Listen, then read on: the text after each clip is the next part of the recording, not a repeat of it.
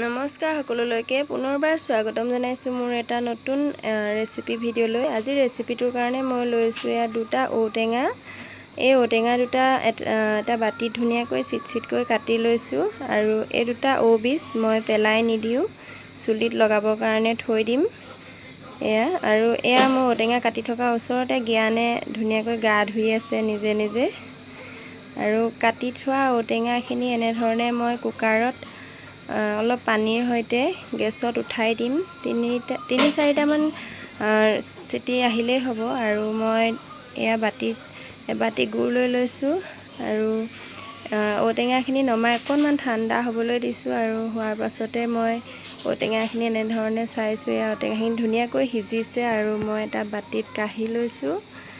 ঔটেঙাখিনি এতিয়া ধুনীয়াকৈ পিটিকি তাৰ ৰসটো উলিয়াব লাগিব। এনেধৰণে অলপ গৰম হৈয়ে আছে, সেইকাৰণে হাতে পিটিকিবলৈ অসুবিধা হৈছে। এটা গিলাচ লৈ লৈছোঁ, গিলাচে ধুনীয়াকৈ এনেধৰণে ফেনেকি ৰসখিনি উলিয়াই দিম।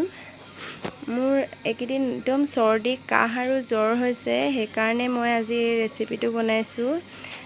এই ৰেচিপিটোত এটা ঔষধি গুণ আছে, মই আগত ব্যৱহাৰ কৰিছোঁ, সেইকাৰণে মই আজি আপোনালোকক বনাই দেখুৱাই দিছোঁ। এয়া দেখিছে ঔটেঙাখিনিৰ ৰসখিনি ধুনীয়াকৈ এনেধৰণে উলিয়াই ল'লোঁ।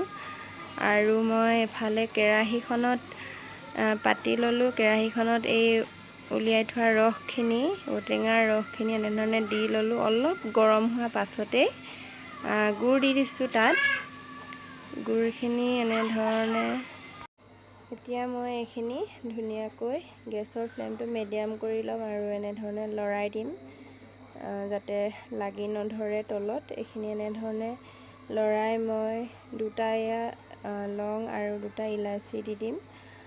দুটা জলকীয়াও দিব পাৰি, জলকীয়া দিলে খাবলৈ অন্য এটা টেষ্ট হয়, কিন্তু মই জ্ঞানেও খাব পাৰে, সেইকাৰণে মই জলকীয়া নাই দিয়া।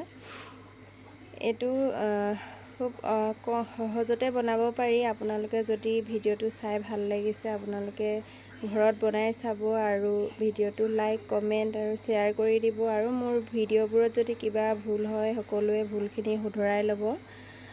আৰু এয়া দেখিছে জেলি, এইখিনি হৈ গ'ল ঔটেঙাৰ জেলি।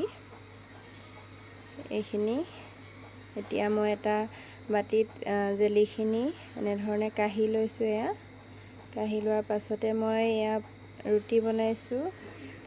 এয়া ৰুটিৰ সৈতে আদা দিয়া লাল চাহৰ সৈতে এয়া আমি চাহ খাব লৈছোঁ।